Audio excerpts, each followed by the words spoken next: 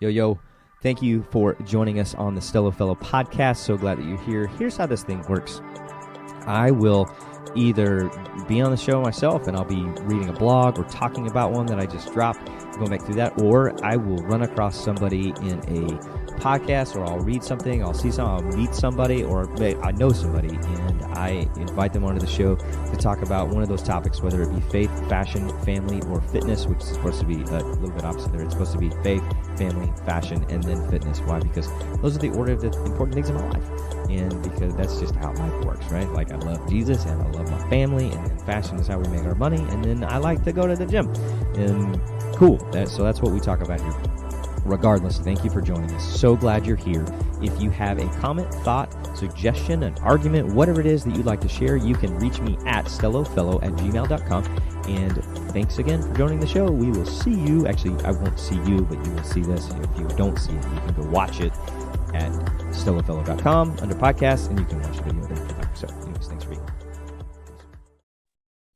What's up? Welcome to the Stello Fellow podcast. Still yet to be renamed. Wrote a blog night before last, how to be heard when everyone is talking. I sat down and started wrestling with this idea, which I like. So this is about listening. So the whole idea of this thing is like #listen. We got to be better listeners because we're all clamoring for attention. And so I sat down kind of wrestling with, as we had started the last month, re-looking at Ryan at Stello_style, at her social media presence, online presence. Are we maximizing what we're doing there?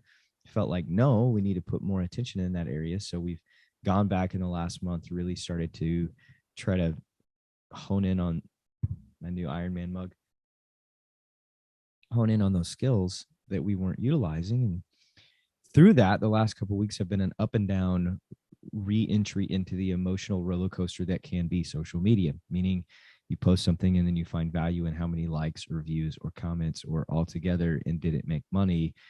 Am I good enough? Sometimes no. And so I sit down the other night and begin just typing thoughts down. So say, like, what are you talking about right now? I'm reading on my phone that particular blog, and then because I didn't, whatever, it doesn't, you don't care. So how to be heard when everyone is talking. I started out and I said, it feels like everyone has something to say and we're all just fighting to be the ones being heard, which I feel like is true. There's so many different avenues. Of course, I think it's true because I wrote it. There's so many different avenues or platforms to share, post, do business on, tell your story, be who you are, promote your brand, business, or whatever, so much that it feels like everyone is talking and nobody is listening. It makes me wrestle with that idea of if everyone is leading, then nobody's following. That concept of, hey, everybody's, no, I'm not going to go there. Just that concept that if there's a leader, there's got to be people following. Like not everybody gets to be the leader. Sometimes it's just one, sometimes it's multiple, but people have to follow. And it doesn't mean that if you're following somebody that you're not also leading, but at the same time, just that idea of like, not everybody's in the front. They just aren't. And not everybody is talking because then no one is listening. But right now, that's where we're at. And so I'm not bagging on it here. Like, as I get into this, it says, I know that's not the case, but as I scroll the feeds of Insta, Facebook, TikTok, LinkedIn, even Snapchat, at least the least of which is now commercialized, being Snapchat. But it is like you get ads and all that, but it's just not as much as the others. It doesn't feel like, as I'm using that platform, I don't feel like I'm seeing as many ads as I do if I'm on Instagram. It's like story, ad, story, ad, story. And now it literally is every time I swipe to somebody else's, I'm going to an ad before. I don't feel like that in Snapchat. You are getting that, like, as you're scrolling through either your stories or, the search page, explore page, whatever page that is called. I don't even know. The one with you click on it. Yeah, that doesn't matter. Whatever. It's as if, wow, words are hard today. I'm going to pause for 1 second. Wow. Regather the thoughts. Here we go. I know that's not the case, but as I scroll the feeds of Insta, Facebook, TikTok, LinkedIn, even Snapchat, the least of which is commercialized now. There we go. It's as if everyone is yelling, look at me, look at me, look at me.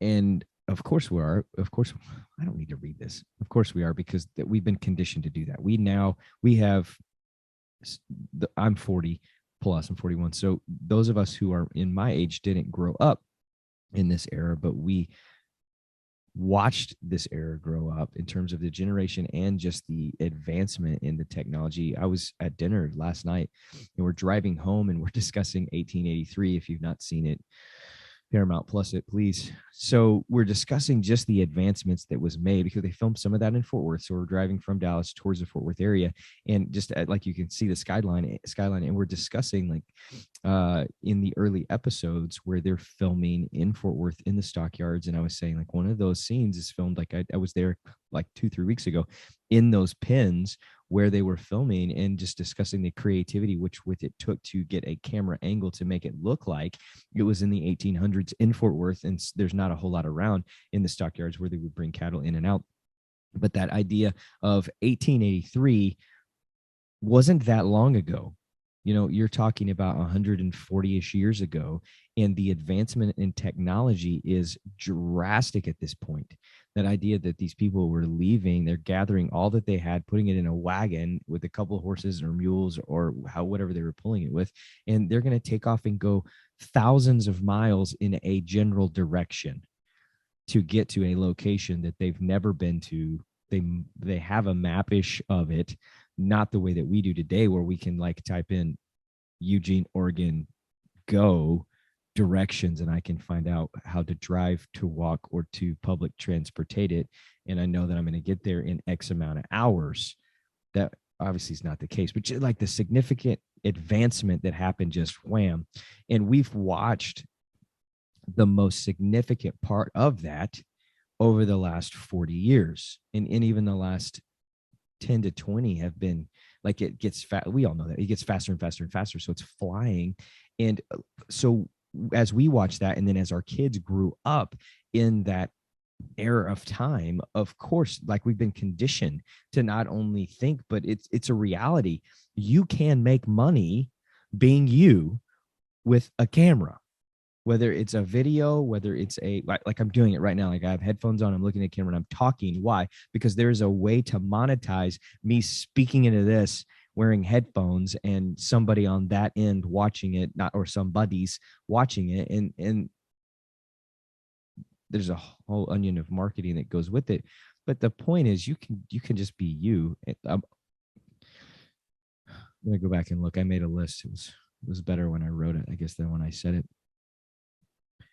This idea that social media was intended to be social and now we've monetized it is no different than the city center markets or main streets of generations past. Good business today simply takes advantage of where the world's attention lies. Whether it's sales, personal services, or even being a mother, there's money to be made in not only creating, but creating and then perfecting the marketing of your personal brand. I don't mean perfecting you as a brand, but having the skill or the tool or the great ability to take who I am and then get paid for that is a thing that did not exist. We know that, but we've watched it. So of course we're all clamoring for attention. Why? Because the more attention I can gather, the more that's going to bring. And so as I'm writing this, I said, so the question isn't, should I be talking, sharing, posting like that? Good business people do this. Like it's been said by those who are significant in the entrepreneurial world, significant voices in how to do this and coaching and mentoring and the pushing and all that kind of stuff have said, like, if you own a business and you don't have a podcast, you're behind. If you're not utilizing the online market that is here, that is not limitless, but for lack of better, like limitless, like there's not a ceiling when you get inside of that. It really is just about like, how much do you want to do and how much are you willing to do in order to get there? So of course we are all looking at it and going, okay, I want attention. I want attention. I want attention. I want attention. Sometimes the same way that a 3-year-old does as you're raising a kid. Like I'm going to throw a fit. Why? Because I want attention, or I'm going to get attention in whatever way or capacity that is going to play out. And we've watched that happen in multiple different ways in the world. I posted a video today. I was wearing a pajama onesie, dancing around with a stupid song playing in the background. Why? For attention. That's the whole point. if you haven't seen it, Stello Fellow on Insta, or you go to TikTok, same thing, and can find it there. It's phenomenal. My football players absolutely hate it. So I got multiple text messages today saying you can't do that, and I did it anyways. Okay, where are we at? So the question is, shouldn't the question isn't should I be talking, sharing, posting, etc., but how do I do it and actually be heard? There's the question. Like, how do I get someone's attention? And here's where I take a hard shift in this thing. I said, I think first we have to listen.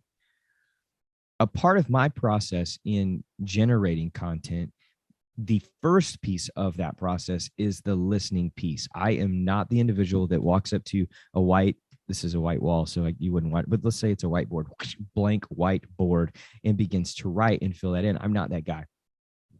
I could, excuse me, I can do that, but that's not really where my significant gifting and even like, man, I'm excited about that. I look at the wall and I'm like, I gotta have something to start with.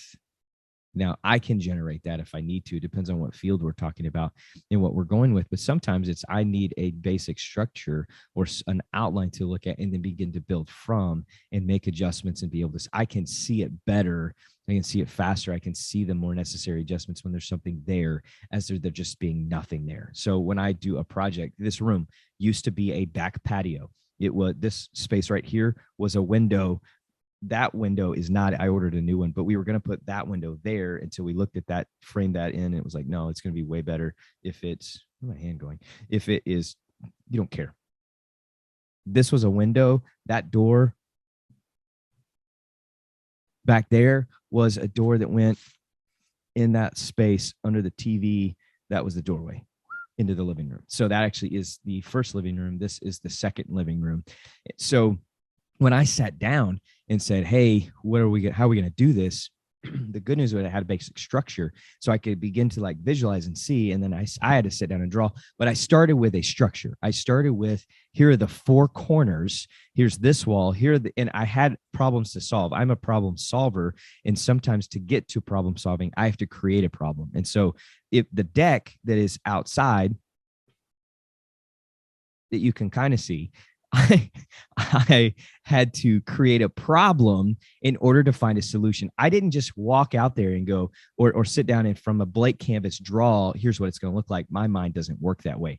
I walked out there with a shovel and I started digging and I made a big mud pit mess, which then gave me, I have a problem here and it has to be solved. So how am I going to start doing that? No, I'm banging the table, and shaking the camera. So I had a problem to begin with because it didn't look right. It just was ugly and the door's facing that way. So I had, but in order to really like, okay, I got a blank canvas. What do I do? I began to mess it up to then say I have to solve a problem. So that's how my mind works in that. Meaning when I'm coming to the table to bring content, I don't have a blank canvas. I have to listen to what's going on so I have to have a process of gathering information to then begin to file it away and go, okay, what do I want to say about and going that way? Like one of the reasons I started talking about parenting and being a dad and like tips on parenting teenage girls and that kind of thing was that I started to hear what I was listening to saying there's a need for people talking specifically about that. That came from me listening. That didn't come from me going, oh, I'm a dad, I think I'm going to talk about this. It was I heard it. And then I thought, well, I am a dad. That's something that I take seriously. It's like the thing that I do. I do other jobs too, but it's like right now in this window of time, this is what I'm doing to the best of my ability. So I can talk about that. So it comes from that listening idea. As I wrote that sentence, this thing was developing just as I'm writing it. I said, quality communication always begins with the ability to listen. Even if you are the first to speak, the intention should not be just to articulate what you have to say, but to listen and understand for the purpose of understanding. Quality listening leads to quality response, but your quality listening is driven by the desire to hear, not by the desire to respond. So when we just get in, so it's like, okay, we got it. In order to have anything to say that is of quality, that is of substance, that is of worth listening to, you first need to listen to what's being said. And listen for the sake of hearing what's being said, not for just gathering and retaining information. It's like this art form of listening. If I am listening to an individual, if I am in a sit down coffee conversation and we begin to speak, and it's a new person, or there's something that we are talking about, I may have to ask a question or two to begin that process. But then I am listening for the sake of, okay, where are you from? And then I'm going to be quiet and retain the information, listen, and like I am audibly hearing and then listening to file away. This is where this person is from. And it's helping just my thought process, depending on the meeting. I was in an interview a few weeks ago. Where are you from? So I begin to gather, okay, I'm putting the pieces together as I listen to you talk. I know what you do. Excuse me, I'm going to burp again. And then I am trying to decipher while I'm listening, how is that going to affect it, not just where you're from, but like, tell me your story. How did you get here? Why are you here? What do you believe is important? All those kinds of things. As we are talking through that, I have to not listen just for words to go, okay, what's my next question? But I'm gathering genuine information about this human. Why? Because I care. Like one of the great ways that we care about somebody is just to listen to them speak and then actually hear and retain the information. Like that is the listening part. Like my ears working and sounds are reverberating off of the eardrum, but then my mind is computing and filing in there the words that are being said as I translate that mentally, and then I'm going to actually use the thing. So art forms are perfected. Art forms are practiced and perfected. Some people are born listeners. Some of them are called introverts. They sit, observe, and take. Is that really where I want to be right now? Yeah, it is. I'm trying to scroll on my phone on my computer. It doesn't work that way. So picking up again here, art forms are practiced and perfected. Some people are born listeners. Some of them are called introverts. They sit, observe, and take in all that is going on around them. And when they finally do say something, it's most likely worth listening to. Why? Because they've been listening the entire time. Funny how the more words you say, the less you actually say. Quantity. Come on, man. Quantity doesn't always, and maybe most oftenly, doesn't equate to quality. Say that again. Like for those of us who talk a lot, quantity doesn't necessarily equate to, and most oftenly does not equate to, quality things being said. So you've probably been in a meeting with a guy that just does not say anything. And sometimes that guy has nothing to say because he has nothing to say. Like there's nothing in there. That's usually not the case. Okay. That's funny. Usually not the case. I'm laughing at my own joke because my name is Case, and you're like, why? That's not a funny joke. Why? Because I said more, and so it wasn't quality, it was just quantity. I just gave a great example of my point here. The guy that doesn't talk, as soon as he does begin speaking, everyone is quiet. They stop talking. Like Jim's talking, he has something to say. Similar to a coach on the field, I don't lose my mind on the field that often with my player, like the day in, the day out, the day in, the day out. I am not a yelling coach. If you've coached against me, you may be like, that can't be true because I've seen you lose your mind on the sidelines. I have lost my mind on the sidelines, and I will again. I don't know a coach who coaches at that level that at some point doesn't lose their mind over a call or something that's gone on. It's just how it is.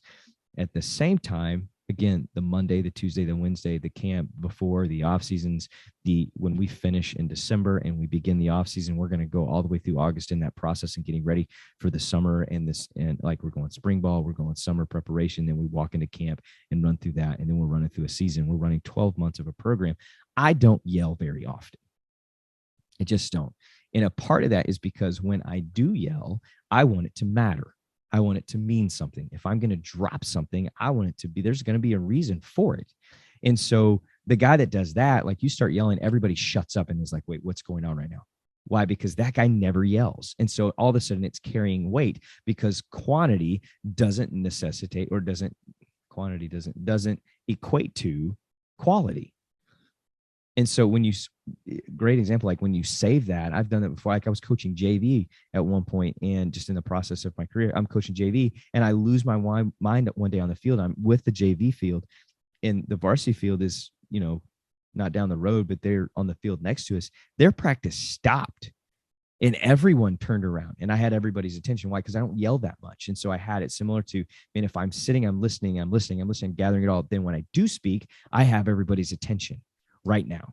So Now, is that true in social media? I don't know if that's true, because you have to keep talking and keep producing content to be seen and heard. So it's a little bit of a wait, you're saying not to talk, but talk so you can be here.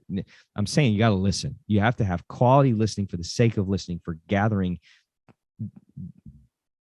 And then I can actually say something that has substance and is worth hearing by somebody else.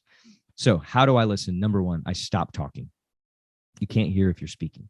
Again, my process is I can't be talking all the time, because then I'm not listening to anything and I don't have anything to say. I'll run out of things to say if I don't listen. So I have to stop talking. I have to listen. If I'm in a meeting, if I'm with somebody individually, especially if that meeting is going to be tense and not just a, hey man, this is great. It was, and we're going to have to navigate some difficult things or some challenging things. I'm going to sit on my hands. Why? Because that equates in my mind. I have to put my hands under my legs, sit down and go. So then I am telling, my body is then telling my mind, or vice versa, or both. They're communicating together. It is like you have to breathe, you have to sit still, you have to not talk.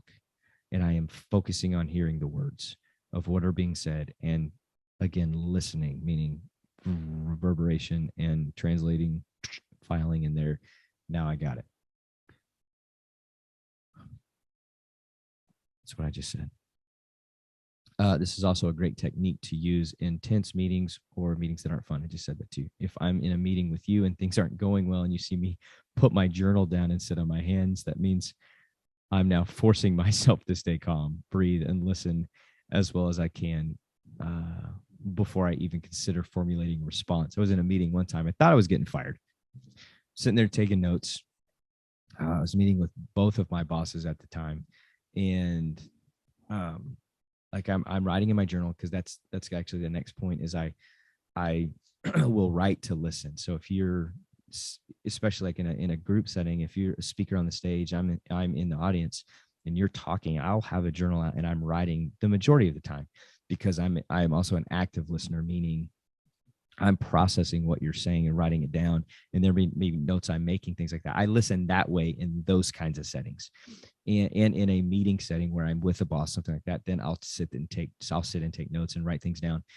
One, there are things I don't want to forget that I will forget, and it's a way or a process of me retaining more of what you said as a part of my listening process. And so a lot of times, like in church or something, I won't even look up. I won't look up for 98% of the time. And people will be like, man, that guy's not paying attention. He's on his phone. He doesn't care. Da, da, da, da. No, I'm actually locked in and probably more engaged than half the people here. That's just my process of doing it. And I don't care if I look at you or not. It, not to, whatever. So I'm writing down, and it's very clear this meeting is going south quick. And not only that, I may not walk out of this meeting with a job. Like I'm in here for an hour and 45 minutes, and I don't know, 45 minutes, maybe an hour, somewhere in that window, and realize, one, this is not a journaling meeting anymore. Number two, it might not matter what I write, because when I leave here, I may not even need that info. And so, and then there were things being said that were like, okay, it is going to get tense. And like I have lost my mind on the sidelines before. I don't want to lose my mind in a meeting like that, because you will get fired. And so I put my pen, like cap the pen, put it in there, fold the journal, set it on the table, hands sitting. And that's what I did. And sat and listened until it was time to respond. And then when it was time to respond, after I have listened and a response is a necessity, then I'm going to go and begin to talk, because that allows me to try to stay calm in one of those moments and then begin to respond appropriately. And sometimes responses aren't just immediate. It's going to be like, that was a week of meetings, to which I ended up not getting fired, but that was in March of a year, 2015. And then August of that same year, I said, I'm out. It's not a place for me. So that, and now I'm here. Another story for another day, another blog if you want to read those. Journaling. Why did I bring that up? I don't know, because I was talking about a tense meeting and the way I handled it. So, or a way that I practiced listening in that moment that was not fun, but I still had to hear those things. So, point 3, I journal. I just talked about that. I'm an active listener, writing those things down.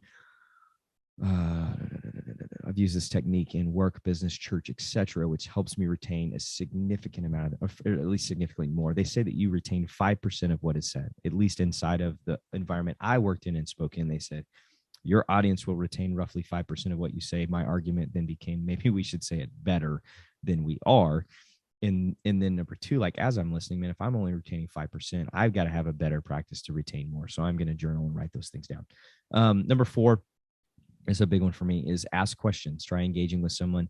This is a practice that I started using when I was beginning to learn the art of engaging with others on not only a business level, but a personal level, and a deepening of, man, I have an agenda with where I'm trying to navigate where I'm going. So my agenda in life is like, I believe in the scriptures, and I believe Jesus is real. And so I believe that like God died for us, and Jesus is the trust in me. I'm extending forgiveness for sins and eternity in heaven with me. So that's the camp that I sit in, which means my agenda is I want to share the hope that I found in that in life. And not like that's a biblical mandate that we get from Jesus as he is finishing up what is recorded as his earthly ministry. And he tells his disciples, hey, the rest of your life, you're going to tell this story. So my agenda is to tell that same story to the people I come in contact with. Now, I don't always get there. And that doesn't mean that relationships aren't important. That means they're actually even more important because of that. And so my agenda at the end of the day is to go, man, I want to share what I believe to be true about existence in the world and God and man. And the most loving thing I can do is tell you what the scriptures say about our relationship to God and what God has done about that, and then our response to that. Because if I believe that to be true, then like what thing can I do that's more loving than share that with you? And then that's again story for another day, or not story, but conversation for another day. But that's my agenda. That's where I'm trying to go with everybody that I have I have contact with in life. Like that's the big picture. That's where we're trying to go. And at the same time, like we deal with people in business, and we're dealing with business. We're dealing with collaborations. We're dealing with deals and contracts and all the things that go inside of that. We're dealing with football. We're dealing with football. We're dealing with neighbors and neighbors. So it all goes back to Jesus at the end. And at the same time, there are all these other things that have to happen. And at the same time, as I'm learning that skill of in that environment, I got to listen better. And so I learned this practice of I'm going to try to have a conversation, not everybody, but I am going to at times have a conversation. I'm only going to ask questions, and which helps me practice, not perfect, but practice the art form. I'm not perfect at it. Art form of asking questions so that I can continue a conversation in asking questions and be able to, like, I'm working on my listening skills, because that's what I'm doing. Anyway, so whole point of the thing is like, how do we be heard when everybody else is talking? Step one, we have to start listening. In order to say something of worth, of quality, of even context, we've got to be listening to what's going on. That's the first step for me. And if I'm going to say something that's worth saying, I've got to start listening first. So those four things: ask questions, journal, sit on your hands if needed, and stop talking, for Pete's sake. He said, keeping this one short in the spirit of the more you say, the less you actually say. Thanks for joining us on the Stello Fellow podcast. Hope you have a great day, and we will catch you next time. Thank you for joining us on the Stello Fellow podcast. If you have a thought, question, argument, response, you can email me at stellofellow@gmail.com. I'd be happy to engage in a conversation with you. I check it regularly. I will not ghost you. Catch us next time. Thanks for joining us once again. Stello Fellow podcast. It's me trying to do the music. It's not on right now. So have a great day.